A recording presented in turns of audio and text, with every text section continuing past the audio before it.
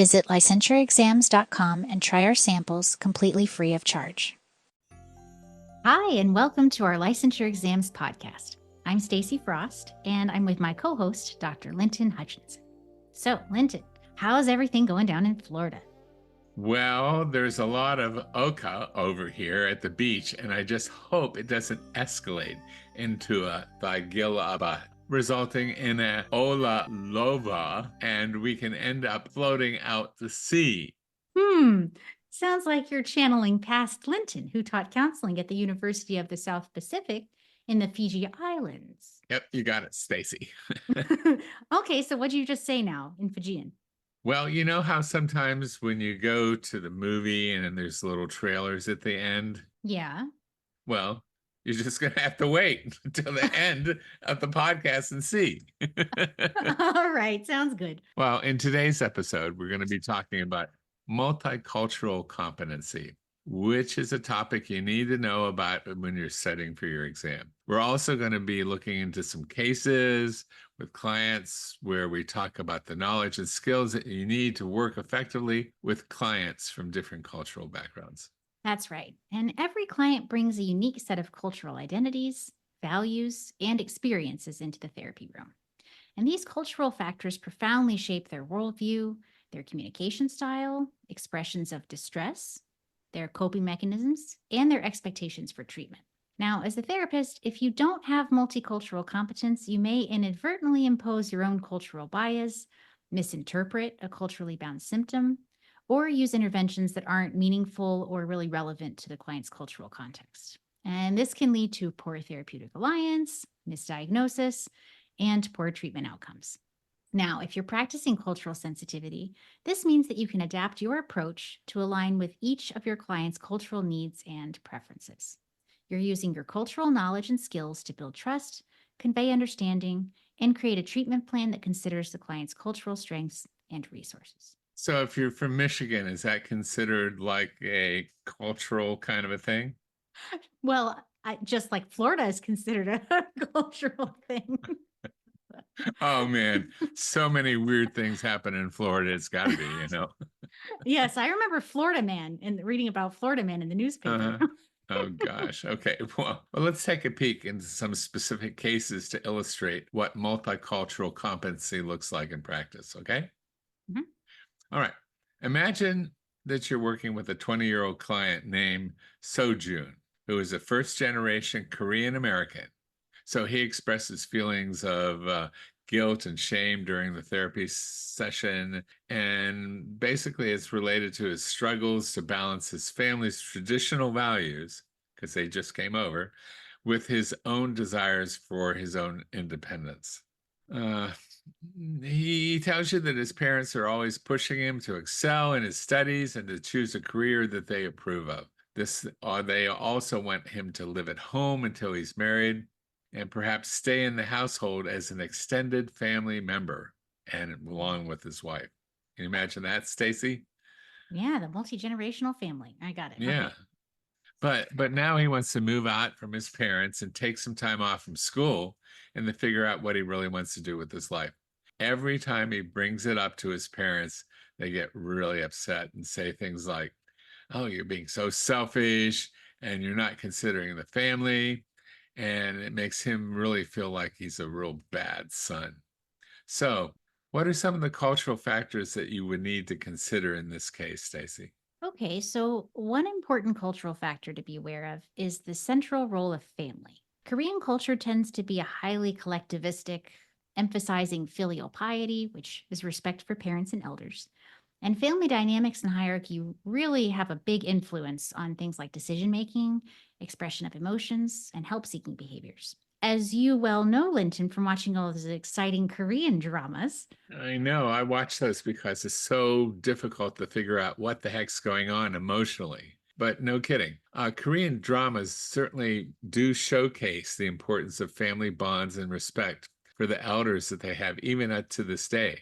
Children are expected to obey and honor their parents' wishes, even as adults. The concept of filial devotion is deeply, deeply ingrained. So for Seo Joon, going against his parents' expectations about his career and living situation. It's not just a matter of his own personal preference, but can feel more for him like a moral failing, like he's really being a bad son. And there's also that collectivistic nature of Korean culture, where the needs and the reputation of the family unit often take precedence over one's individual desires.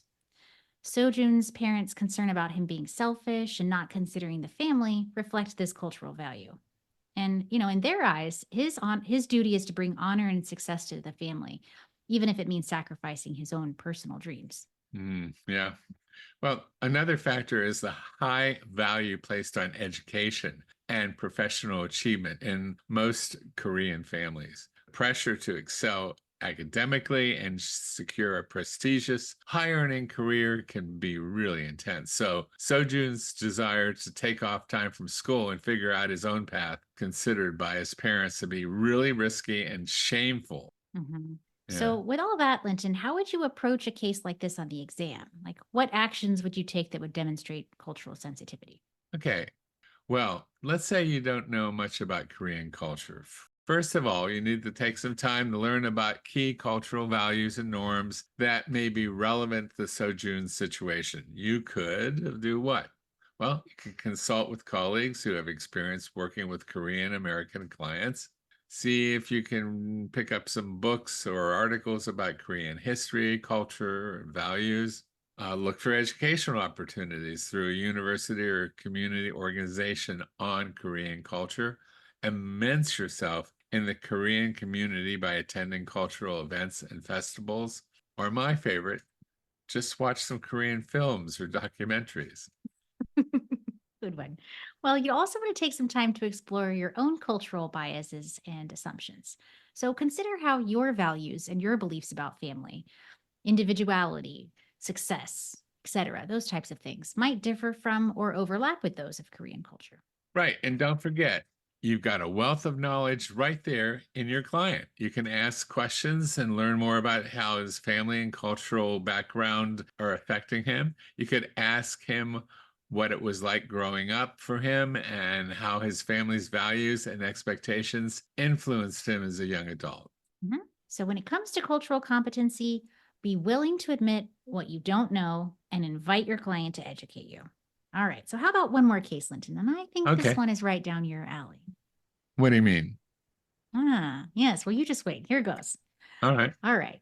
Imagine you're working with a 28-year-old Fijian woman named Lonnie. She recently immigrated to the United States to pursue a graduate degree in business administration. Lonnie has been struggling with anxiety and homesickness, and she's decided to seek counseling at her university's mental health center. In your first session, Lonnie shares that she comes from a tight knit village community and where everyone relies on each other for support and resources. She explains that in her culture, there's a practice called carry, which involves the sharing of goods and services among family and community members without this expectation of repayment. If someone needs something, they can simply ask for it, and it's expected that the request will be fulfilled, and it's considered impolite to refuse such requests. Now, Lonnie expresses feeling guilty for being away from her family and for not being able to contribute to them. She worries that her relatives might view her as being selfish for pursuing her own goals and not being available to help with community and family obligations. Additionally, Lonnie mentions that she's adapting to the more individualistic culture of the United States. She feels isolated and she misses that sense of community and interdependence that she was used to. Lonnie also shares that she's experiencing physical symptoms of stress, like headaches and digestive issues, which she attributes to being separated from her land, family, and community. At the end of the session, Lonnie becomes emotional and expresses doubt about whether she's really made the right decision in coming to the United States. Mm-hmm. She wonders if she should return home to VT Luvu to be with her family and fulfill her cultural obligations. All right. So, Lyndon, how would you approach Lonnie's situation from a culturally responsive perspective? Wow. Wow. There's a lot to consider there. Um, Taking into consideration Lonnie's cultural background. First, the practice of carry that she described is really a fundamental aspect of Fijian culture and social structure. Carry is based on the principle of reciprocity and the belief that individual needs are best met through collective sharing and support. For Lonnie, being away from her community may feel like a profound loss, and I'm sure she's grieving. And it's a disruption to her sense of identity and her sense of purpose. Mhm. So, as your therapist, you would want to validate Lonnie's feelings of guilt and conflict around pursuing her individual goals, which has separated her from her family and community. I might say something like, Lonnie, I can imagine how difficult it must be to feel torn between your dreams of getting an education and your desire to be there for your loved ones back home. In your culture, contributing to your family and village is a core value and expectations. It's understandable that being apart from this would evoke some conflicting emotions for you. Mm-hmm. Well, that's a great start.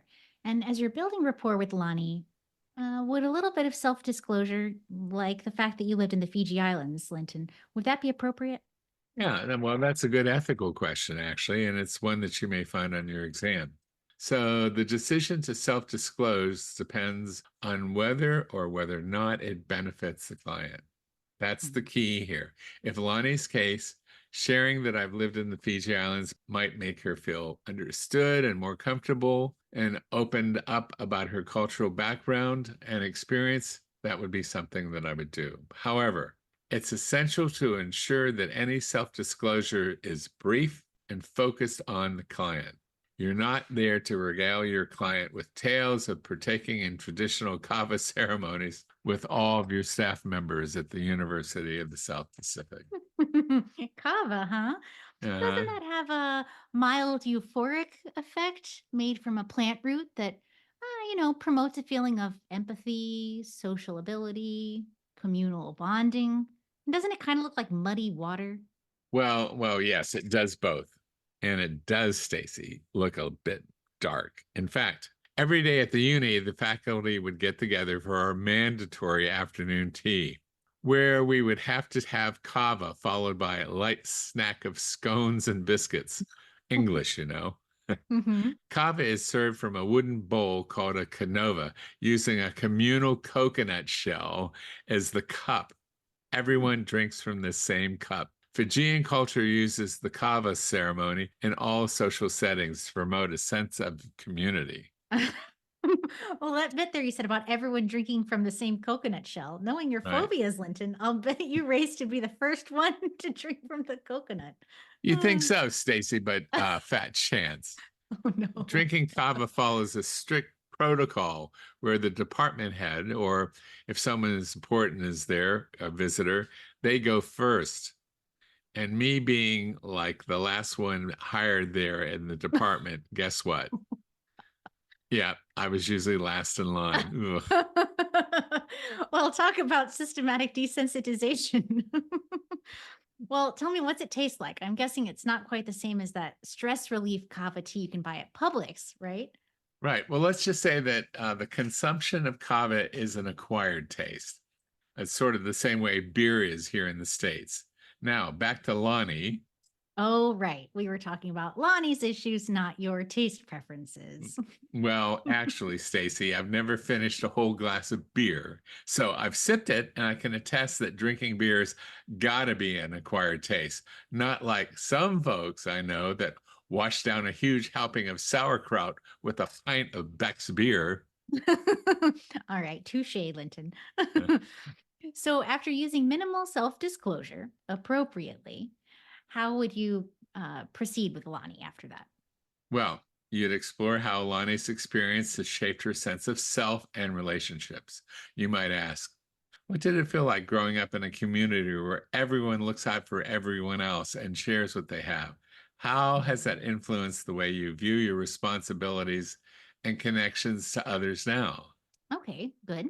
And once you've obtained a deeper understanding of how her cultural background has shaped her worldview, what would you do next?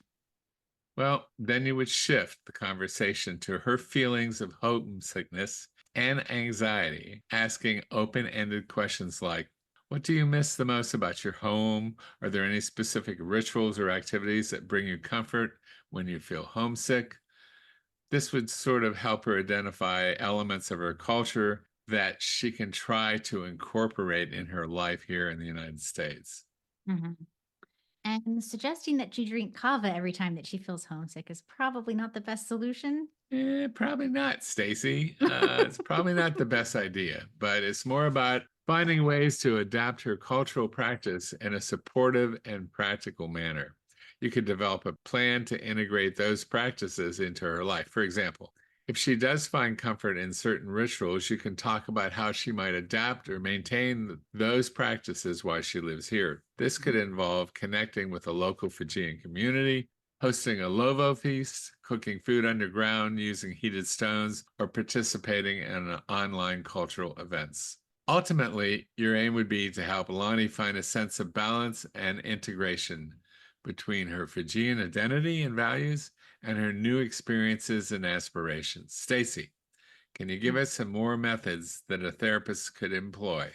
Okay, so here are some methods that should be at the forefront during a therapy session with a client who comes from a different cultural background than yours. Cultural competence training. Therapists should pursue ongoing education and training to enhance their knowledge and understanding of various cultures, customs, and beliefs. Another method is involving family and community. So, when appropriate, consider involving family members or important figures from the client's community to foster a more culturally sensitive and supportive environment. Mm-hmm. Another method is to address language barriers. When necessary, collaborate with qualified interpreters or translate materials to ensure effective communication and understanding. You've also got to recognize and address power dynamics. So be aware of potential power imbalances based on cultural differences and work to create an equitable and collaborative therapeutic relationship. All right, it should go without saying, but I'm going to say it. Open and honest, respectful communication is key. Encourage open dialogue about the client's cultural background, values, and beliefs, and demonstrate respect for their perspectives, even if they're very different than your own. Self-awareness. So as therapists, you should be aware of your own cultural background, biases, and assumptions, and work to minimize the impact that these have on the therapeutic relationship. Active listening is another method. So practice active listening and empathy to better understand your client's unique experiences and where they're coming from. And be willing to adapt therapeutic approaches. So you can be flexible in adapting different therapeutic techniques and interventions to better suit your client's cultural needs and their preferences. Another fun one is using culturally relevant examples and metaphors. I love a good metaphor. So incorporate culturally relevant examples, stories, or metaphors to help the client relate to and engage with the therapeutic process. And finally, continuously learn and seek feedback. Commit to ongoing learning about cultural diversity and actively seek your client's feedback to improve your cultural sensitivity and practice. All right, Linton, can you give us a quick recap? Yeah, I can. It seems like you just did, but sure thing. We emphasize the need for therapists to be culturally competent to avoid imposing their cultural biases and provide effective and respectful care to clients from diverse backgrounds.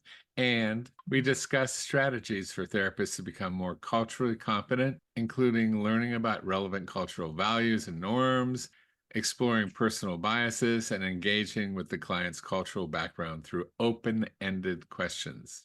And we hope you found today's topic on multicultural competency helpful as you prepare for your exam. Thanks for tuning in, and until our next podcast, remember, It's in it's there. Okay. All right, now Linton, what in the world is an uka? That's Fijian for rain.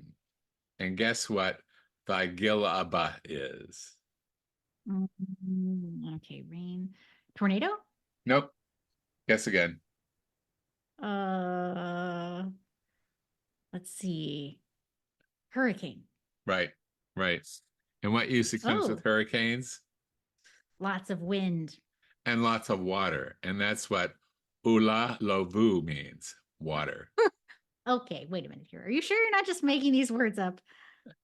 No, I swear they're real.